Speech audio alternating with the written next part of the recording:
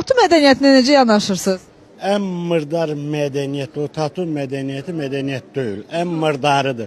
Ne kadınlara onu hazırlıyor, ne kişilere. Niye? Onlar türmeden üzü beri gelen ferdişlerdir. Anladınız mı? Ben mühendisem özüm. Onların hiçbirisi ne cavanlar için, ne yaşlılar için yol verilmezdi. Bir Müslüman olarak, Azerbaycanlı olarak onların hamısına nifret edeceğim. Onu eden adamların özüne de nifret edeceğim. O nedir ki, neyi değişir o?